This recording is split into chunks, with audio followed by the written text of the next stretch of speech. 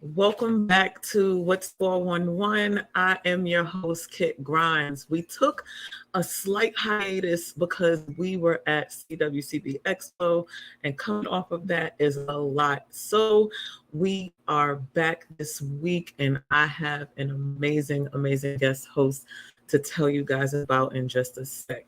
If you all are not already following us, what are you waiting for? Make sure that you are following M for MM, Minorities for Medical Marijuana, as well as me on The Edible Incredible. So, without further ado, I would love to introduce our amazing guest host today. And this is Mr. Lakeisha Camise. Hello, sis.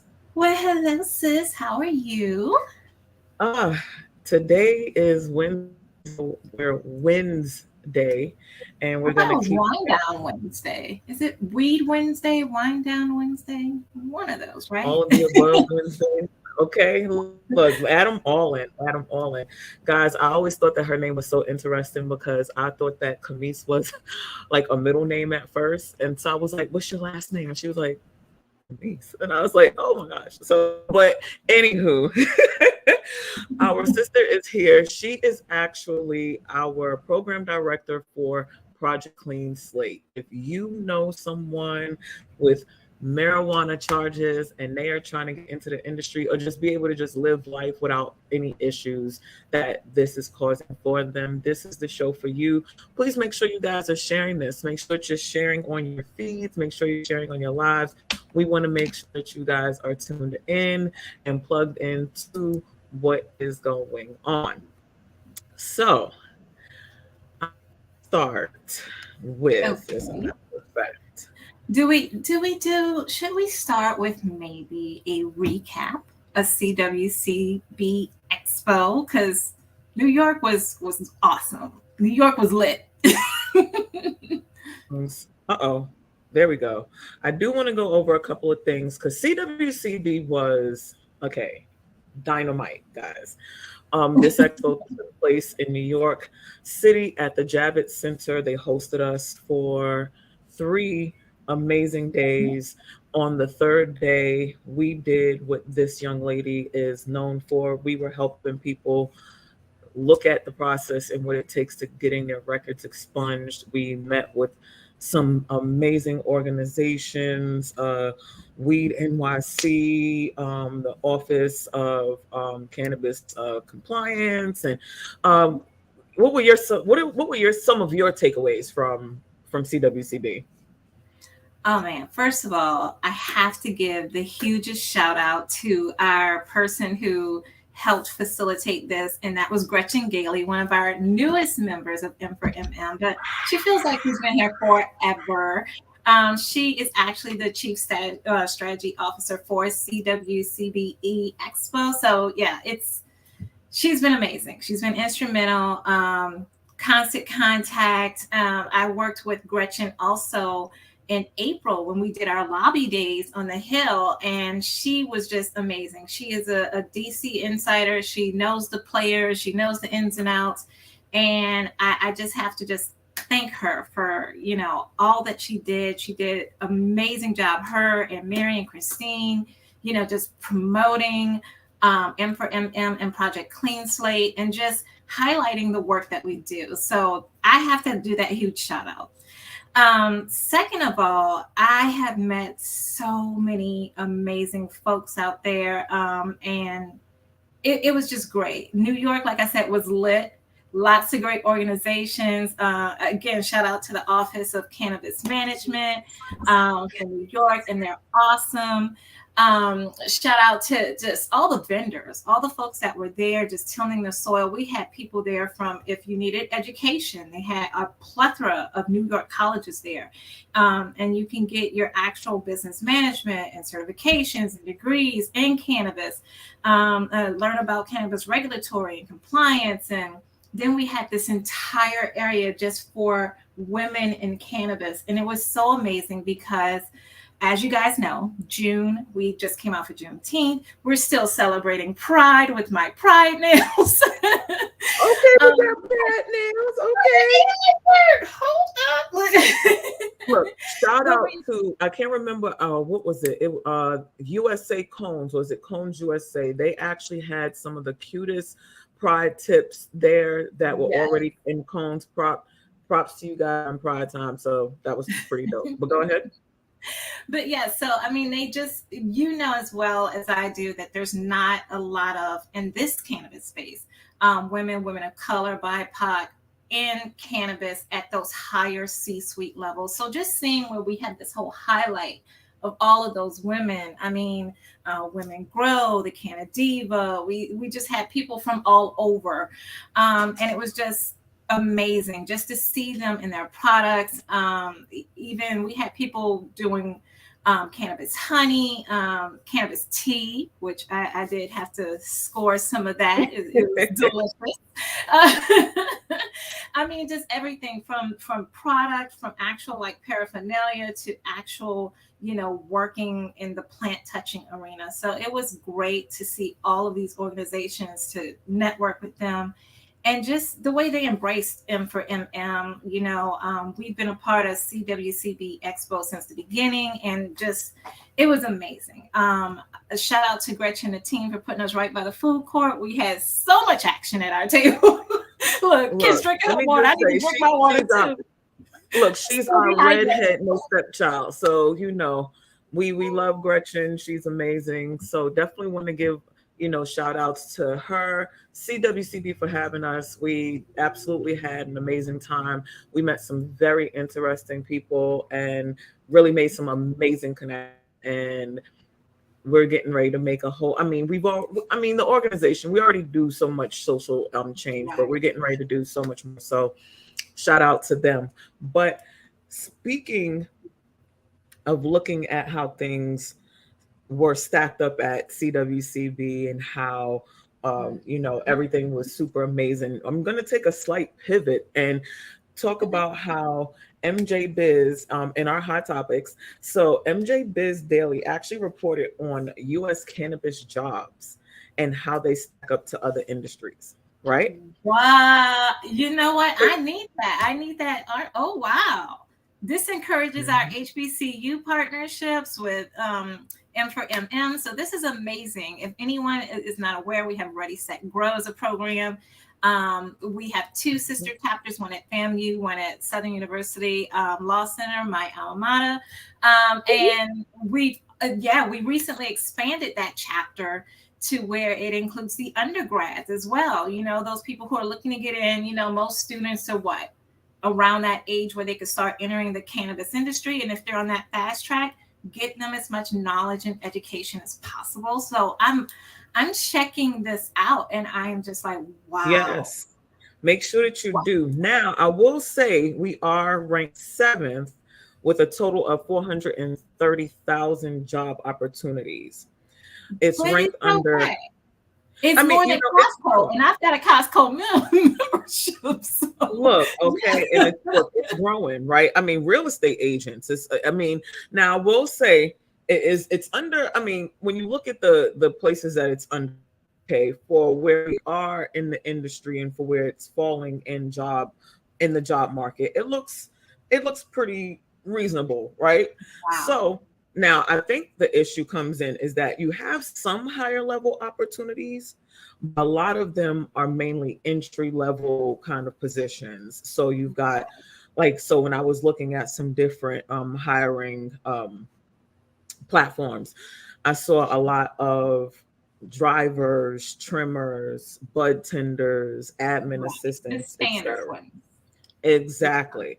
Now, I will say, like, again, they did have, a few higher level positions. I feel like when it comes to those positions, I feel like it's just like when you are when you're in corporate, right? Just regular corporate outside of being in cannabis corporate, right? About alignment, right? So Right. sometimes it's about making sure that that you're going to different conferences and that you're making sure that you're known and connecting and joining different orgs, because then you can kind of have someone to talk to someone so you can find out about what positions are coming. And that happens a lot in corporate too. Sometimes it's Right. not what you know, but who you know. But I definitely saw a lot of the entry level positions. But hey, you get your foot in the door, you'd be surprised at where you can go in cannabis. Trust me, trust me, trust me. You know what? I Uh, always say, one of the adages that like my pastor has told me that sticks with me is like serve your way up. Almost in every position I've ever been in. Back when I worked at Dallas County, I started part time in what I call working for the devil, which was the tax office because it was tax collection.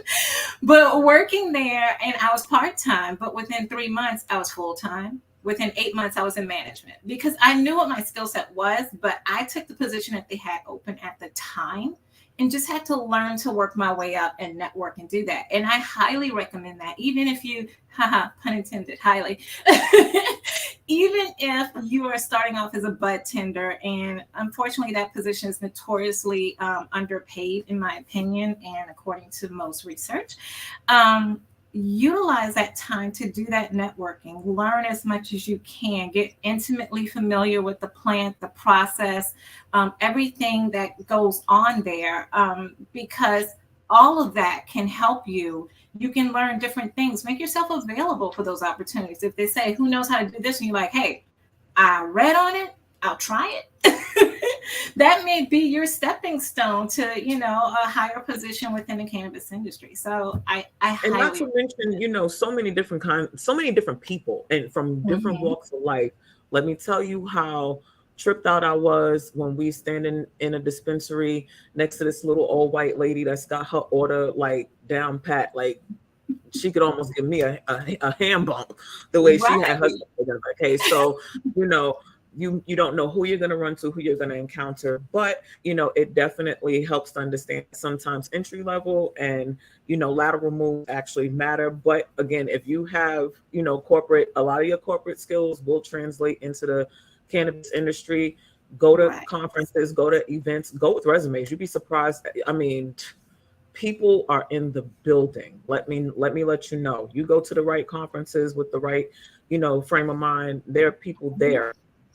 I And will say, speaking of I will say conferences, some of the positions, wait, before you get into that, I will say that some of the positions actually pay, upwards of $28, you know what I'm saying, an hour. well, that's So, good. I think that look, unionizing with the Rise, corporation and all those workers, hey, you guys got to get together and demand, a living wage. So yeah, that's good. absolutely. 28. Look, I'm not gonna tell you what minimum wage is still down here in Louisiana. And I'm not going to disrespect you and tell you what it is here in North Carolina. So we definitely Serious, can it's real. It's appreciate. like, Right, we can definitely appreciate the number. You know what I'm saying, and you can see that even in an entry level position, depending on your state and where you're mhm, going to be working and in that position, because they even have cultivator positions, they had grower positions, like so. It right. was a lot of positions where you can really make headway and make a name for yourself in the industry. So, I thought that was absolutely you know super cool just to kind of see like how we're growing and how we're kind of like stepping on top of other industries, kind of making strides in the actual employment of the industry itself. So I think it speaks to cannabis as a whole, saying, "Hey, this isn't some fly by night thing. It's an actual industry. It has actual regulations. It's actually legal in most of these United States, and to be taken seriously as, hey, this is something that's going to be here. It's not going to just dissipate overnight, and we need to start, really." Accepting it and pass safe banking, get more automatic expungements. I'm just putting it all out there, decriminalize it, schedule, and really, just let it actually thrive and grow and see what it grows into.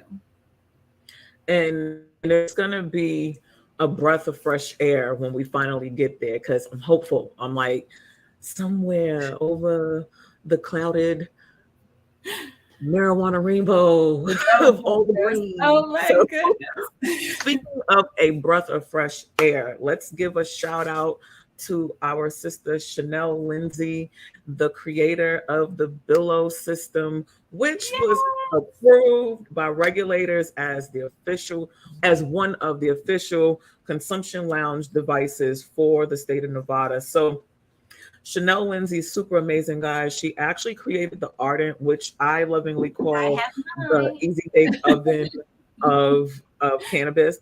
So you can easily you can travel with it. You can literally. So I know we're talking about the Billow, and I'm gonna get right to it, but I just have to give my sister her shout out and her props.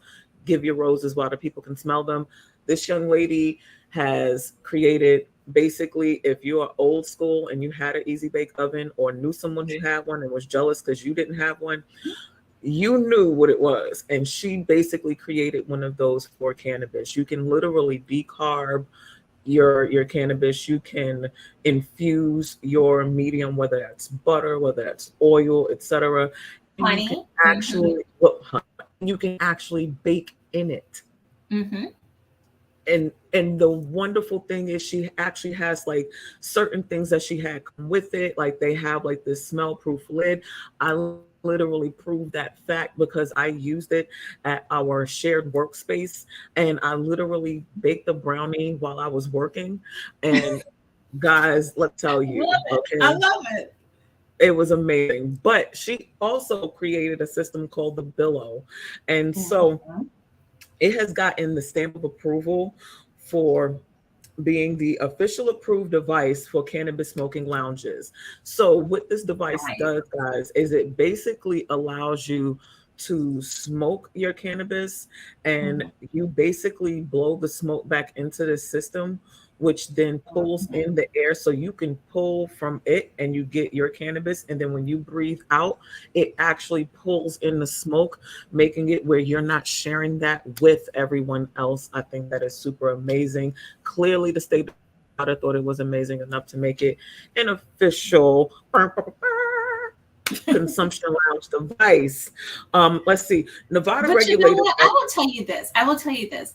This is where cannabis has a leg up on some things, because so many times the cannabis industry is compared to the tobacco industry or the alcohol industry. And although they may have some shared history and maybe, their prohibition or criminalization, whatever, this is top notch, the single most innovative thing for cannabis, because I actually went to a cigar lounge, some friends of mine and close folks and everything. And you know what? Although they had those big old humidifiers and had all these big old units and all these filters, I walked out there smelling basically almost like an ashtray. Just it was in everything. Your clothes, your hair, and I just felt like I was heady, like, whoa. And I didn't even smoke cigars. So I was just like, oh, this is not good. I mean, it's one of those places. And I was like, it was just so in there and all throughout. And don't get me wrong, I am not condemning cigars. I love the smell of a cigar, unlit, because it reminds me of my grandpa, my bippy. But,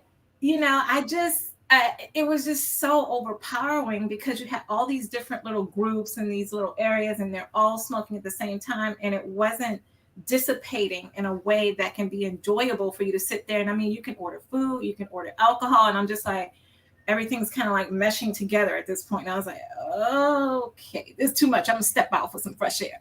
But then it's not enough. It's not enough ventilation for all the amount of smoke that's coming in. You know, they would probably almost need like a floor vent to like pull the smoke out.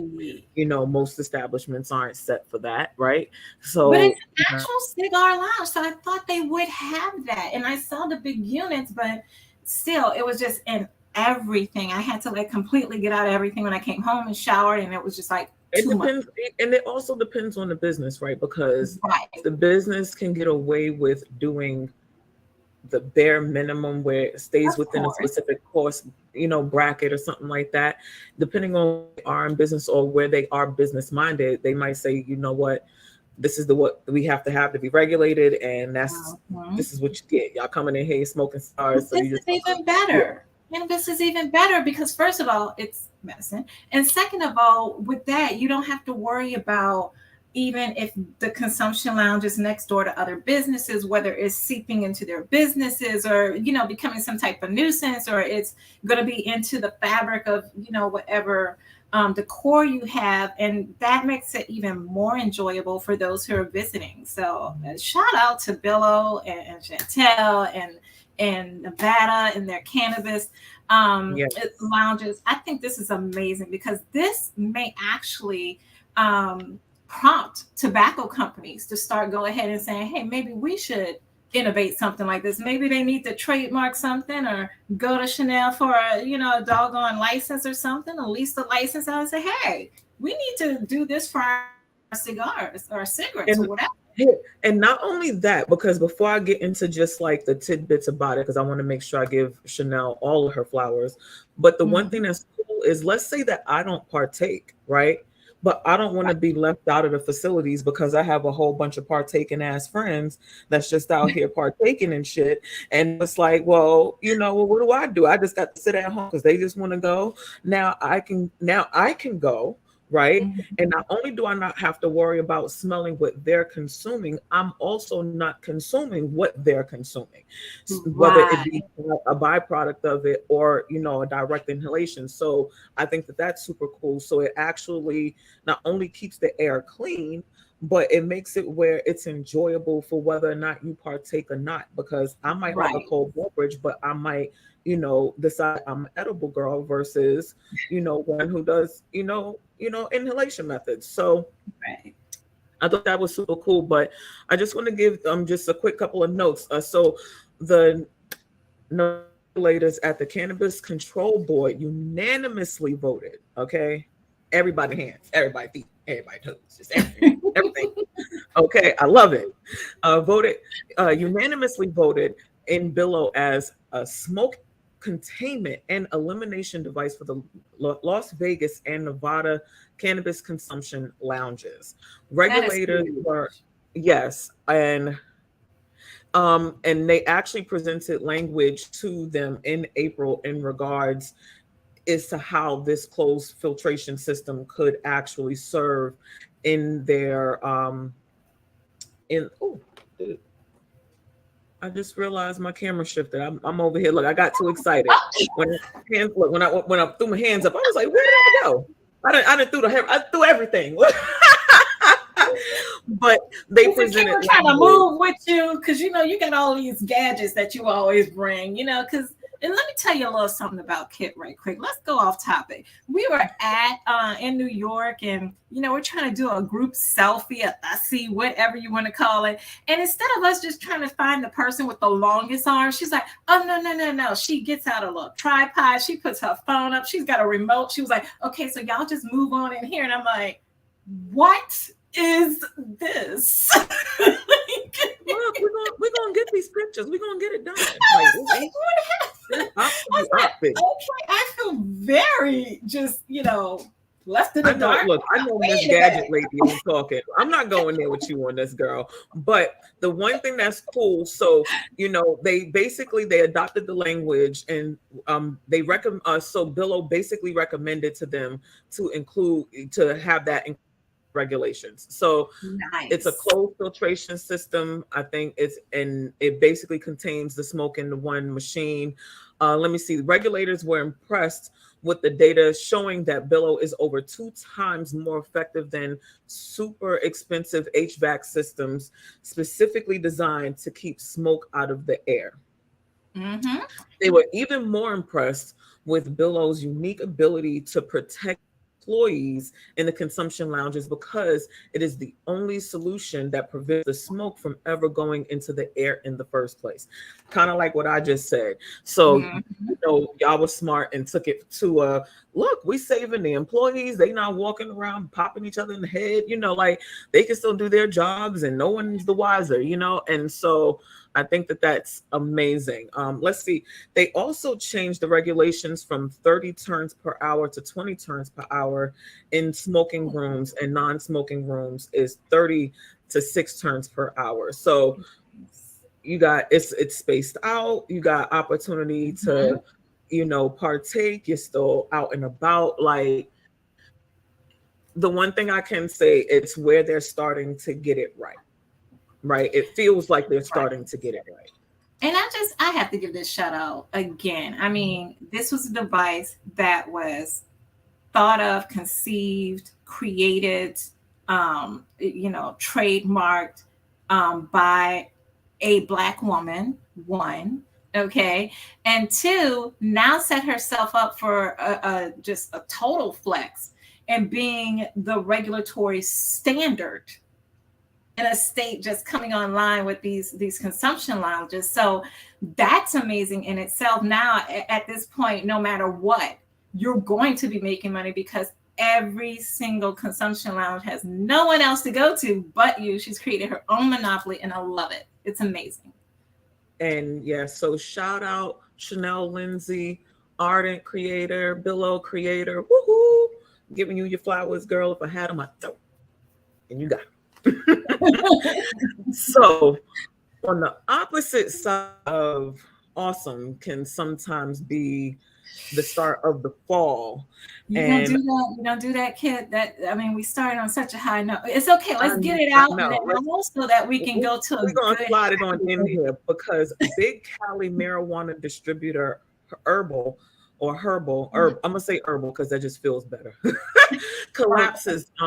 It says that the brands were unpaid. So California cannabis distribution giant Herbal appears to be the latest casualty in the state's faltering cannabis market, as reports surface of the company being placed in receivership after falling behind on a loan.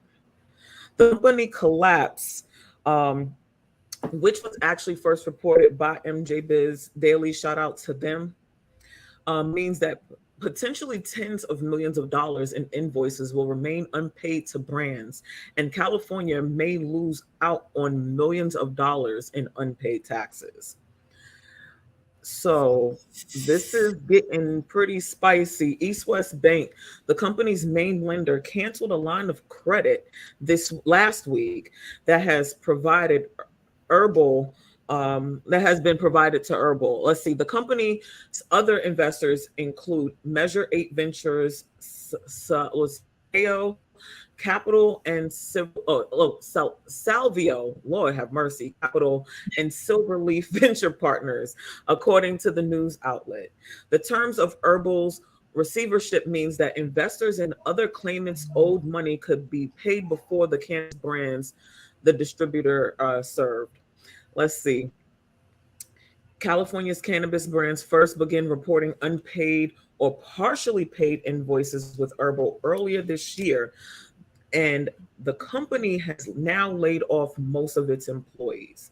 At one time, the company employed more than 200 and partnered with more than 1,000 licensed retailers. Well, I would say this. Everyone who wants to be in business or wants to have that business acumen, it's not for the weak. I will tell you that, especially if you're an entrepreneur. This story is very unfortunate, and I tell you, I could be wrong, but something tells me that I'm not. things like this that happen, it's mainly stemming from maybe a mismanagement or poor forecasting, something on that finance end. But if for your loan extender or offer, the person who you have your finances through to terminate your line of credit, it has to be that you've had over time just this cycle of something happening where you're not doing the right thing, where you're not paying on time, that you are, get to that whole status of where they just cancel your credit. And that's one of those things where you gotta be that person that's just completely transparent, completely above board when it's dealing with anything with finances. Keep one set of books and just make sure that's right. And I'm thinking of the most crazy, egregious things, but this is just plain old, I guess I got to put in law school jargon with the secure transactions. If you have a loan securing all of your creditors, there's a hierarchy, there's a priority of who gets paid first. And those are the people who probably went and filed that, hey, we extended this credit for this equipment that they're going to be utilizing for their business. And, they're not paying. So I race down there first. I'm the first one who will go ahead and record that down there. Here you go.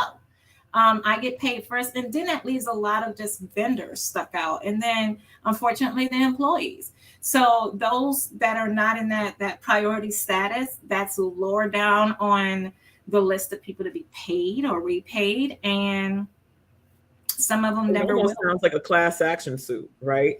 So the main people of the suit, right, get like the top dollar, and then then it's like that trickle down effect.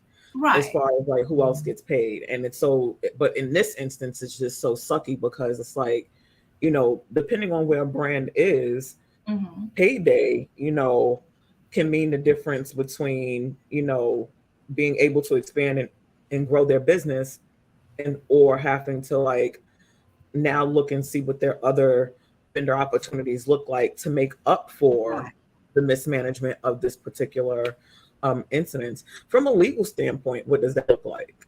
Is that more of like the whole?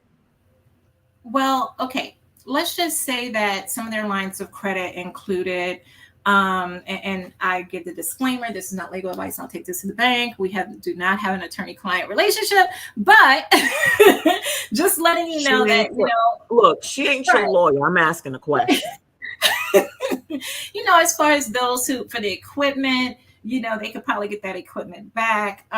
They can probably, go after them for any damages that it may have caused.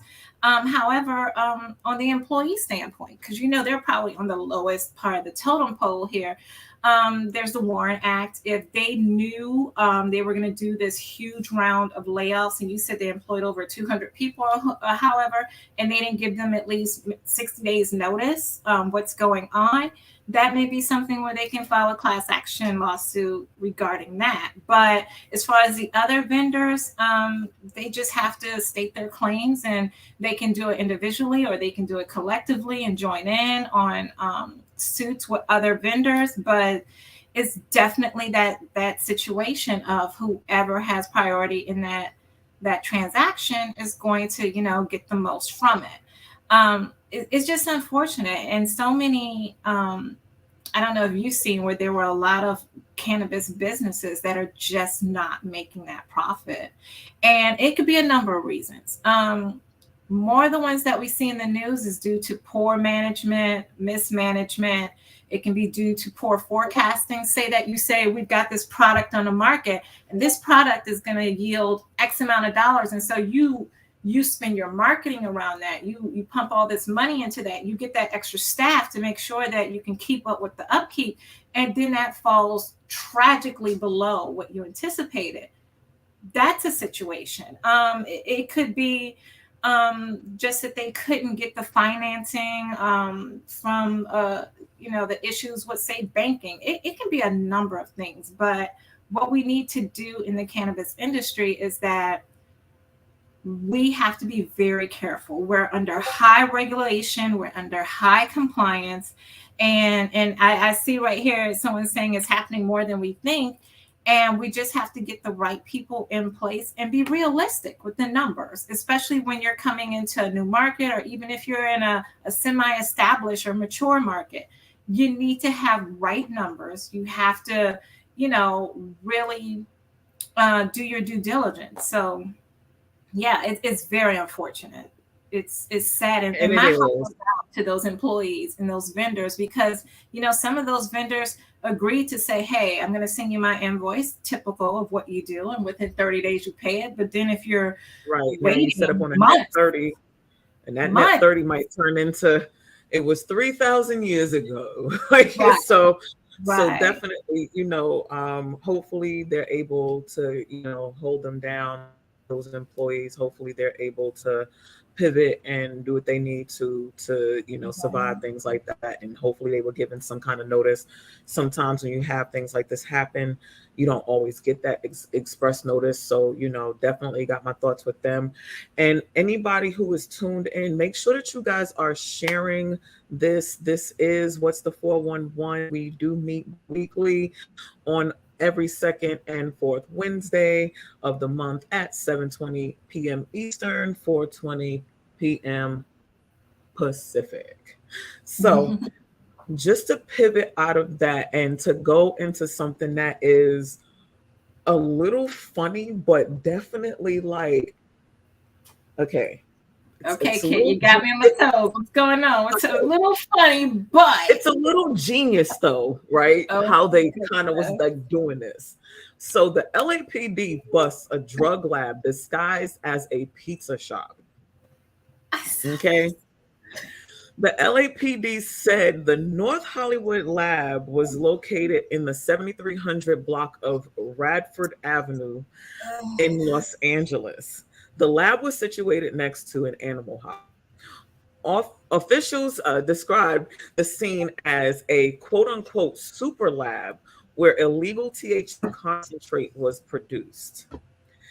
One of the officers was quoted saying, we've heard of secret ingredients, but this takes the pot. It seems like criminals are getting more creative by the day." So, Look at law enforcement making a funny. look, shout out, like, y'all want a good laugh. And I don't know how much they're paying their social media person, but based on the laugh that I got before, they're not paying this person enough. The Wheaton Police Department, when I tell you, if you look them up on Facebook, I don't know if they have Instagram, look them up on it. Whoever does their social media posts, they have the police looking funny and serious all at the same time. I don't even know how to explain it. Like, it's hilarious. But authorities have not said whether or not any arrests have been made in connection with the lab. And another quote that they said was like, maybe they needed the dough. Again. So, okay, let's dissect this story for a second.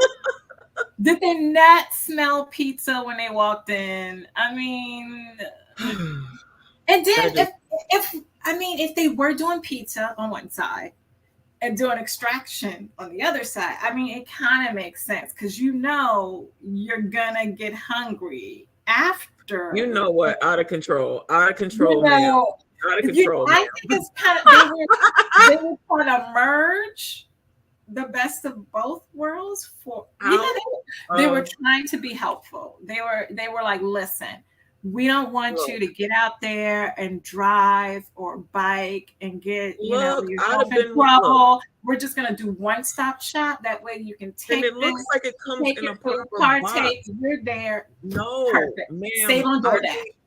No, I need a high pie with a side of chili sauce, please. What do you mean? I am the plug and the prophet. Okay, like, stop playing. I am here for. No, but seriously, folks, this is one of the reasons, and I'm glad that LAPD is being diligent in this. And I know for my New York folks, their market is struggling despite legalization, because we have this gray area. We have so many illegal shops out there. And the legal shops are doing this outside of regulation, outside the law, in a state that's 9 out of 10 times legal, right? And while they're doing this, I understand they have to make a living. The economy is bad, what have you. But whenever you're doing something outside the scope of the law, you're opening yourself up to way more consequences than you want to deal with. And I commend those. Like, I think it's in DC now. With the I-71, they're allowing those the I-71 shops initiative to now go ahead and apply for medical licenses so that they won't be on the outskirts of the law. And I think that's great. That's wonderful, because you want to know where you're getting your product. You want to know that it's safe, that it's been lab tested, because anything you're ingested into your body, you want to make sure that it's of the highest quality and that it doesn't have anything that is not supposed to have in there, right? So I get that. It's, they've got to have a way. And maybe the story, it hasn't said it, but I'm sure if we dig way down in the weeds and do our own interview and investigation, 9 times out of 10, while people are still in the so-called illegal, illicit, I'm not using black for sure, the legacy market way back when, is because the law has not caught up and made space for them to operate and make that transition to operate legally. And, they've got to take accountability for that as well. Man. Boy, you hitting hard today, Kit. Why? Because I knew I was going to have a heavy hitter in the building. I had to come properly. Speaking of our heavy hitter, I would love to introduce you all again to our wonderful guest host, because that's all I have, because all of my guest hosts are fabulous, kind of like me. Lakeisha Camise, who happens to be an amazing attorney out of Louisiana and happens to be master and national director of Project Clean Slate. So, Miss Camise, can you please? I didn't do it.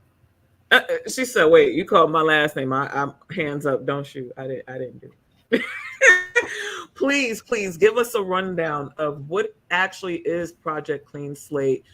How can it help, people with marijuana charges who are trying to get them expunged, who are looking to just live regular lives, whether it's in or out of the cannabis industry, and how you bring that and tie it all together? Right. Okay. So first of all, shout out to M for MM and our founder, Roz McCarthy, who was in the building way before we got on, but she had to jump off. Project Clean Slate is one of the 10, I think we're up to 10 programs now. We're just keep growing. One of the 10 programs that we have under Minorities for Medical Marijuana. This is part of our social justice advocacy, and it's dealing with clean slate, cannabis expungements, and wraparound services. So you may ask, okay, what does this all mean? You're saying some words just all together. So much of cannabis has been decriminalized. And like I said, in most of these states, it's legal in some form or fashion, either medical, recreational, but left in the lurch are those people that were harmed by the war on drugs. And everybody knows about the war on drugs. We didn't bring the drugs into the country, but somehow they ended up in our communities, and somehow those communities were over-policed, and somehow, despite cannabis uses being higher among Caucasians, somehow, African Americans and Latinos are more criminalized and got more charges from that, but we're not going to talk about that. We got legalization down in most of the US. Great, perfect, wonderful. But we still don't have where these charges automatically are expunged, right? These people still have these charges. Yes, they probably served their time, they paid their fines, everything that they need to do, but this is still in their record. And I see it as blight. It just travels and follows them around throughout their entire life. every time they do a background check, whether they're trying to get an apartment, and if you're getting an apartment or renting a place to live, that's going to ding you. Because it's 9 times out of 10, it's going to be possession. And so if it's possession over a certain amount, according to whatever state, you can be seen as someone who was possession with intent to distribute. They're basically saying you're a drug dealer, and you weren't. You probably needed, the 10 pounds of cannabis for yourself, for your personal weekly usage. No judgment. However, the law at that point in time said this is way too much for anyone to use personally, their opinion. And now you've got that charge on your record. It can hurt you with employment. They see this on your record, they're thinking, uh-oh, here's that stigma again. Here's a hippie, here's a stoner, here's just that person. They're lazy, they don't want to do anything. Mm-hmm. I mean, it affects you in all these different areas. And now that they've legalized it and they've made a bunch of legal drug dealers out there, or dope dealers out there, you have a responsibility to go back and grab those folks who were harmed, get this off of their record, and allow them to go on with their life. If they want to get in cannabis, great. That's wonderful. Like I said, I think they're subject matter experts. They knew what their clients liked. They knew what sold and what worked and what didn't. And they know the plant intimately. I mean, they've probably done their own home grow that was not quite legal, but they have that expertise.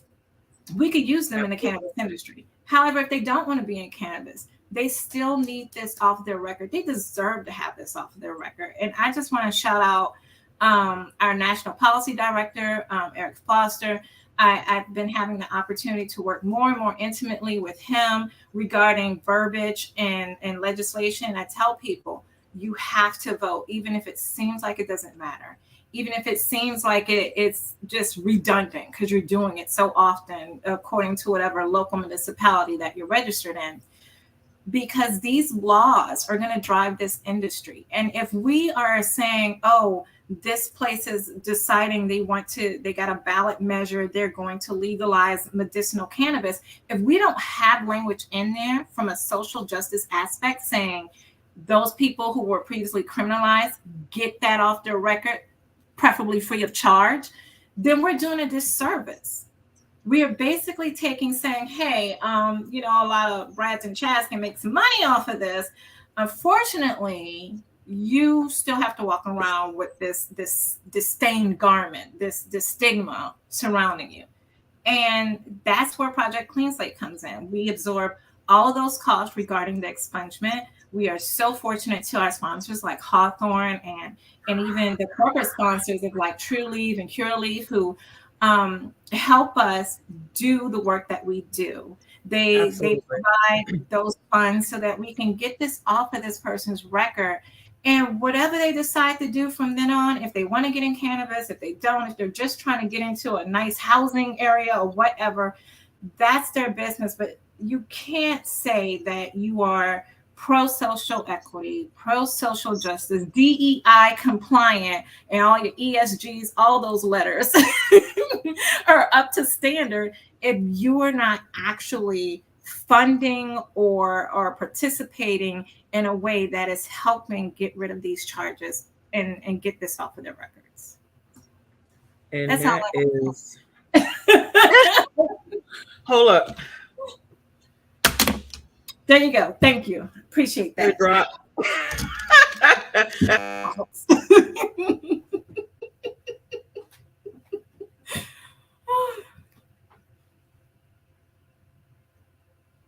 Wait, I can't hear you, Kit. Did you mute? Or is it me? You are muted. There you go. The mic mute itself. I ain't asked to do that. Being grown. You was about to drop some real knowledge. It was trying to, it was hating on you, sis. It was hating. I got your back. What I got going on here.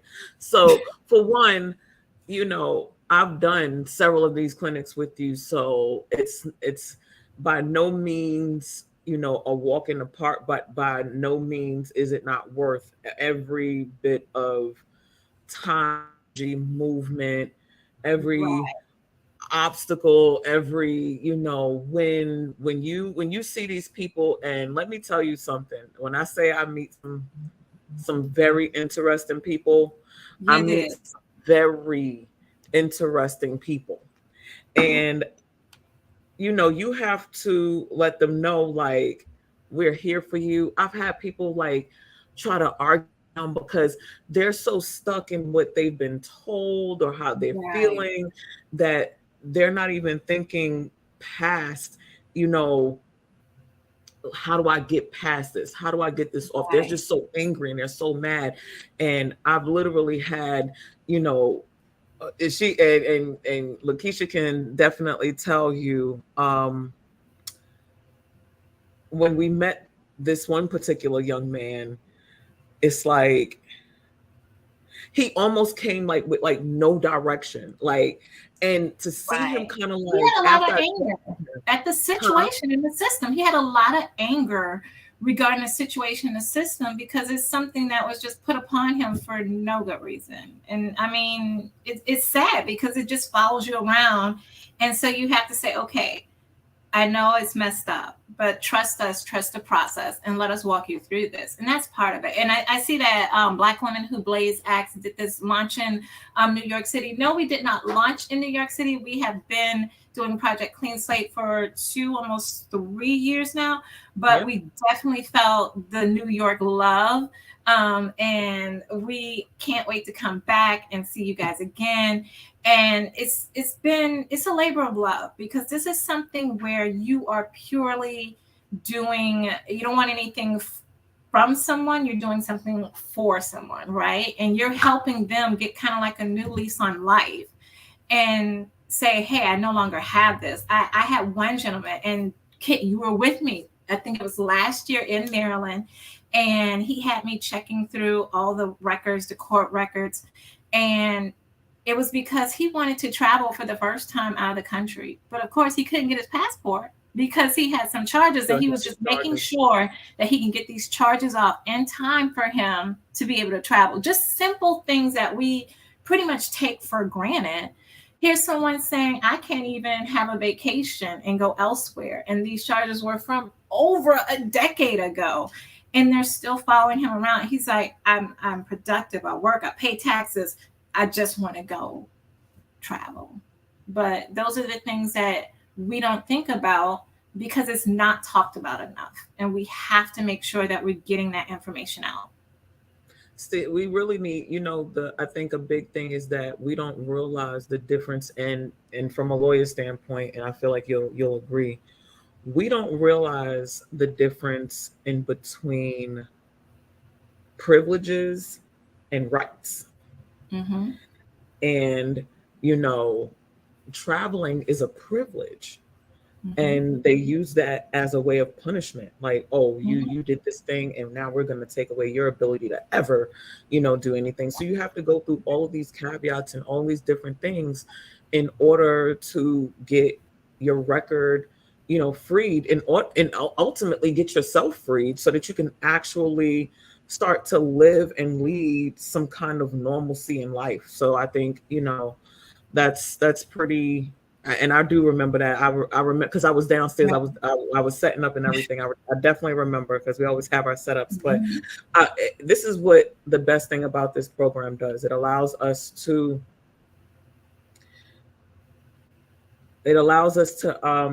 help people in a way that we wouldn't have been able to help them before, and to connect the people in a place where they probably didn't even know they had, a way of connecting. They didn't know that something like this existed that could actually help them to start having that new lease on life. So And I'm uh, glad you said something about, the travel part because the wraparound services, one of our wraparound services is voter registration. Some people have never been registered to vote or they need to get their voter rights reinstated. So some of those things along those lines, our veterans need to get their benefits reinstated.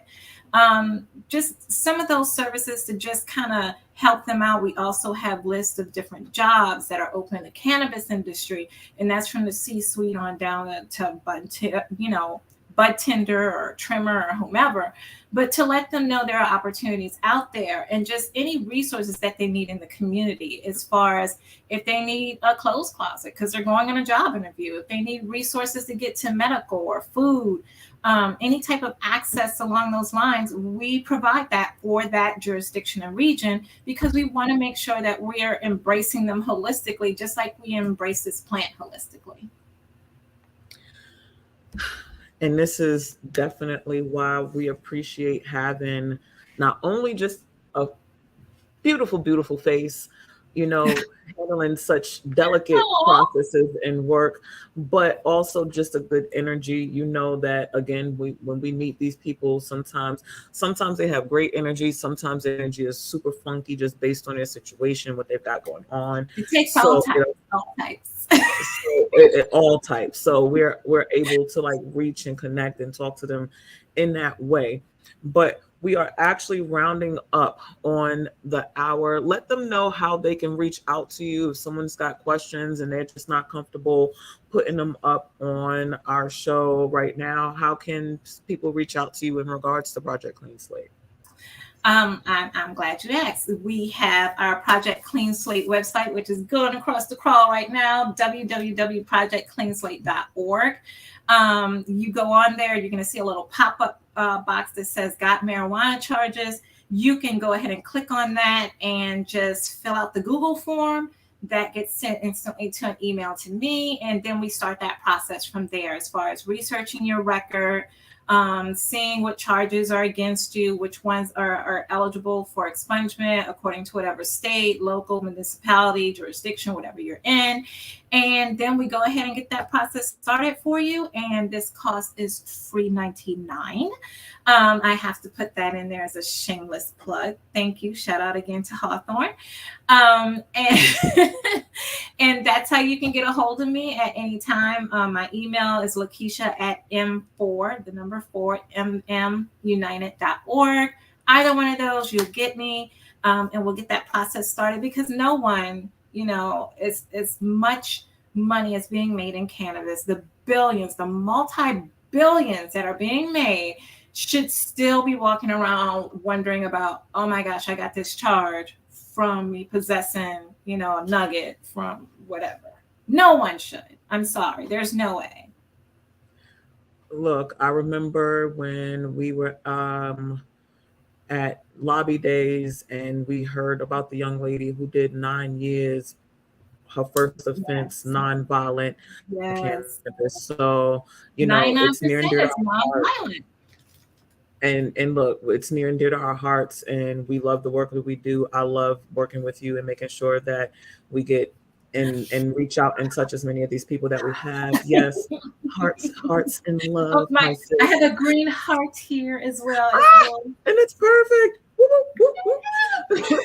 Forget pop-up emoji. I'm gonna just do this. You know what? So before we cut out of here, we're gonna go ahead and cut into these events right quick.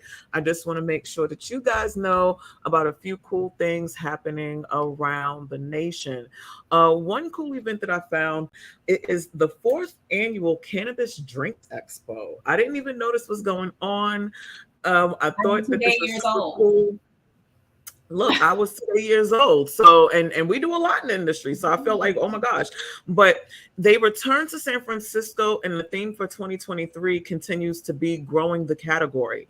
The theme will be broken down into 4 pillars, which is creating a consumer pull, creating end consumer pull, educating consumers on cannabis beverages, state bottlenecks, and multi-state opportunities. There will be 16 speakers that will take stage between 8 keynotes and 2 panels during the day, giving it an action-packed learning experience with the expo floor. San Francisco show is going to be on July 27th at the San Francisco Conference Center. That is at 255 South Airport Boulevard in San Fran. Definitely check that out. I think that is going to be so super cool.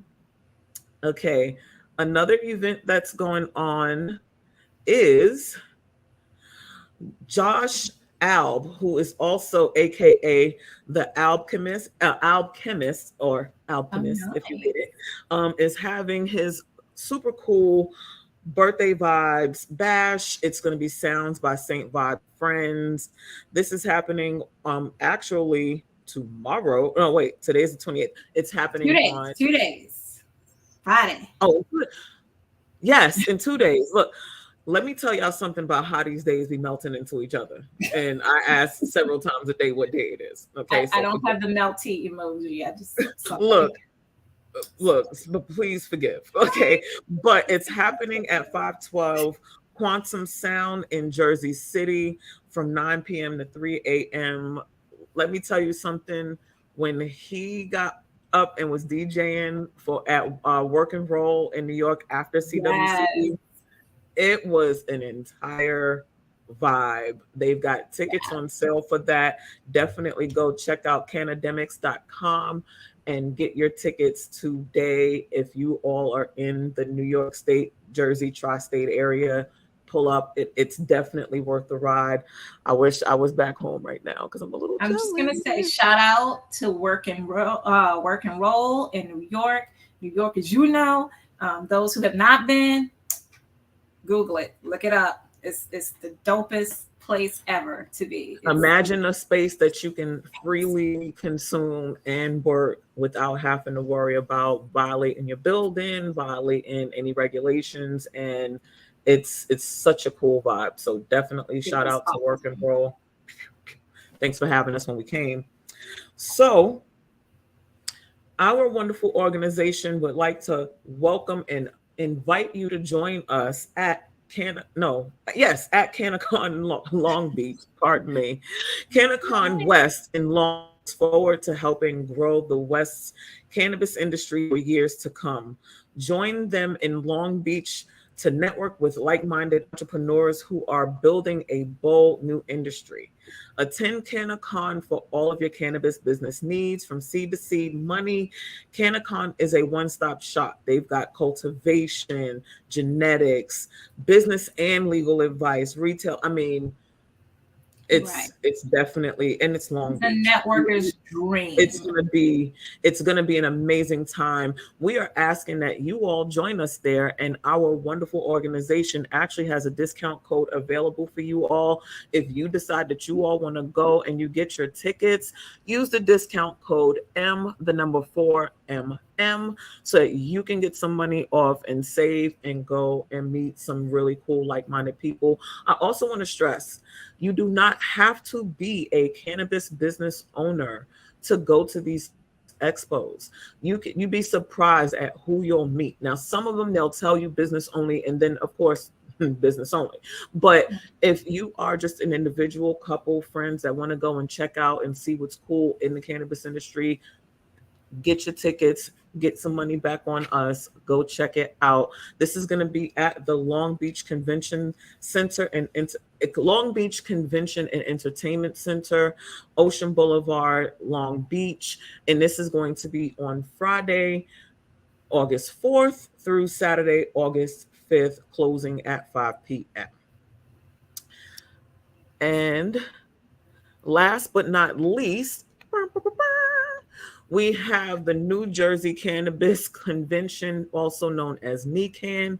NECANN's New Jersey Cannabis Conference continues to grow as the local market develops, with 2022's attendance doubling their first event, which was back in 2019. With rec stores finally opening and the number of licenses rapidly expanding, the number of license holders, medical dispensaries, suppliers, etc., is growing daily in New Jersey, and the convention will be the largest, most important that they have actually seen in the Northeast to date. And that is super, super important and super, super big. Going to be Friday, September 8th through Saturday, My September birthday, 9th. hint, hint. Look. Birthday. Turn So up. if you are in the New Jersey or tri-state area and you want to go and check out just to see the growth, again, you'd be surprised when you see something go from its infancy to its current existence, it's amazing to see where they will grow to. So check them out if you get the opportunity, and I think it'll be an amazing time. Miss Lakisha Camise. I'm just saying, New Jersey is doing the doggone thing. They've been doing amazing work. New York kind of learned from them a bit since they're neighbors. They've been really expanding the cannabis industry. And shout out to our brother, Leo Bridgewater, who is pulling it down. I love it.